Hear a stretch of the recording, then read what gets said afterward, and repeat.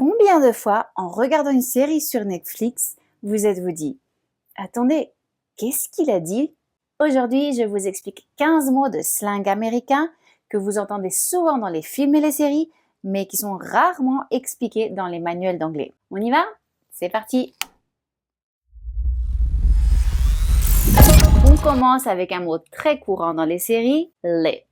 Ce slang veut dire génial, ça tue, ça déchire, super amusant. Donc rien à voir avec la traduction littérale illuminé. Un exemple. That party was lit. Cette fête était géniale. Impossible de passer à côté de dude. Vous l'entendrez partout. C'est une façon décontractée de dire pote ou mec. Exemple. Hey dude, what's up? Salut mec, ça va? Autre mot que vous avez sûrement déjà remarqué, awesome. Il est un peu plus fort que cool et veut dire incroyable, formidable, fantastique. Exemple, your idea was awesome. Ton idée était formidable. Voilà un mot que vous avez sûrement déjà entendu dans les séries américaines, bro. C'est simplement l'abréviation du mot brother. Donc c'est plus utilisé entre amis proches. En français, c'est comme si vous disiez frère ou pote. What's up, bro? Ça va, pote? Un autre classique du vocabulaire américain, chill. Cela peut vouloir dire tranquille ou aussi se détendre. Par exemple, let's chill at my place. Allons nous détendre chez moi. Vous entendez souvent les personnages dire hang out. En gros, cela signifie passer du temps ensemble, sortir, traîner. Exemple, we're hanging out in town. On traîne en ville. Celui-ci est un peu différent. Bummer. Il sert à exprimer une déception, comme quel dommage ou quelle galère. Exemple, missing the concert was such a bummer. Rater le concert était tellement dommage. Voilà une de mes préférées, YOLO. Du coup, c'est un acronyme qui veut dire You only live once. Donc en français, tu ne vis qu'une seule fois.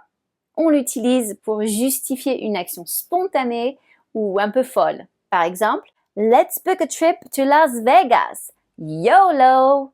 Réservons un voyage à Las Vegas. On ne vit qu'une seule fois. Couch potato. Ça veut dire littéralement patate de canapé. Et cela désigne une personne paresseuse qui passe des heures et des heures devant la télévision.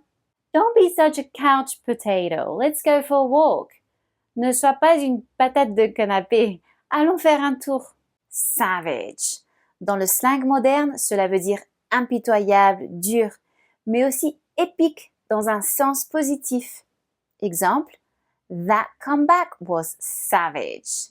Cette réplique était épique. Creep. Ça désigne quelqu'un de bizarre ou d'inquiétant. Exemple, he's such a creep. Il est tellement louche. Un mot très utilisé entre jeunes, bail. Il signifie partir soudainement, filer sans prévenir. Par exemple, sorry guys, I got a bail. Désolé les gars, je dois filer. Sur Internet, vous avez sûrement déjà vu epic fail.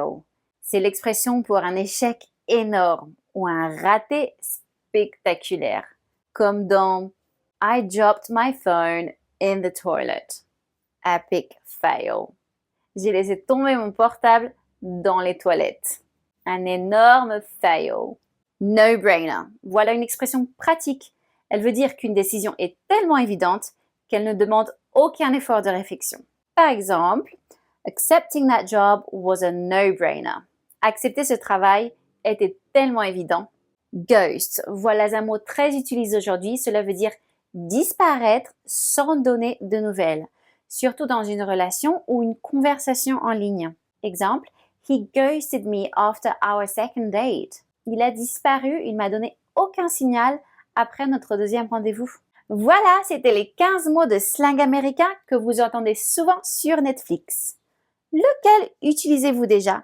Ou y en a-t-il un qui vous a surpris? Écrivez-le dans les commentaires. Si vous avez aimé cette vidéo, laissez un like et abonnez-vous à la chaîne pour ne pas manquer d'autres leçons pratiques et amusantes d'anglais.